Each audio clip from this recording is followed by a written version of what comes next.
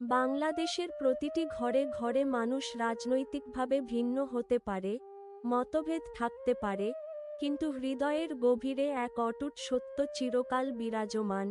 বঙ্গবন্ধু শেখ মুজিবুর রহমান এমন এক নাম, যিনি কেবল একজন নেতা নন। তিনি একটি জাতির আত্মা, সাহস ও অহংকার। তার বজ্রকণ্ঠে উচ্চারিত ৭ই মার্চের ভাষণ বাঙালি জাতিকে জাগিয়ে তুলেছিল। তার ডাকে সাড়া দিয়ে লাখো মানুষ জীবন বাজি রেখে ঝাঁপিয়ে পড়েছিল মুক্তিযুদ্ধে।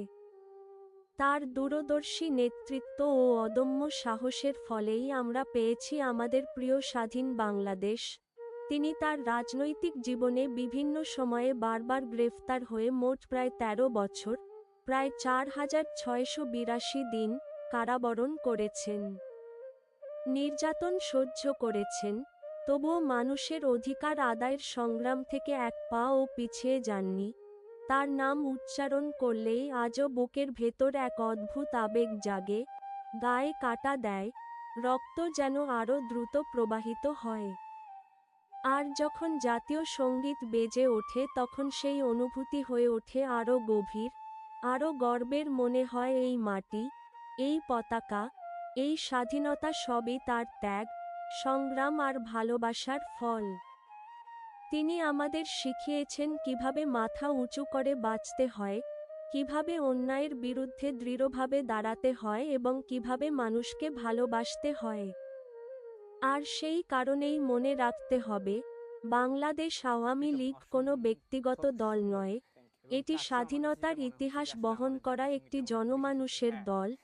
জয় বাংলা কোনো একক দলের স্লোগান নয়, এটি সমগ্র বাঙালি জাতির আত্মার উচ্চারণ। তাই আওয়ামী লীগের ব্যক্তিগত কর্মীর ভুল থাকতে পারে, ভুল হলে তাকে শাস্তি দেওয়া হবে, কিন্তু আওয়ামী লীগকে কখনো নিষিদ্ধ করা যাবে না। এটি জনমানুষের দল, সারা বাংলাদেশের দল। তাই কোনো ব্যক্তির ভুলের জন্য পুরো একটি দল বা তার ইতিহাসকে অস্বীকার করা কখনোই ন্যায় হতে পারে না।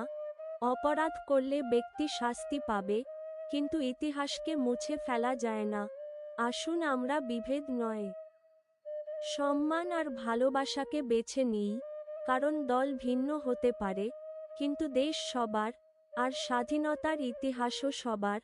আর সত্যিই, এমন নেতা যুগে যুগে জন্মায় না, তার মতো একজনের শূন্যতা কোনোদিন পূরণ হওয়ার নয়।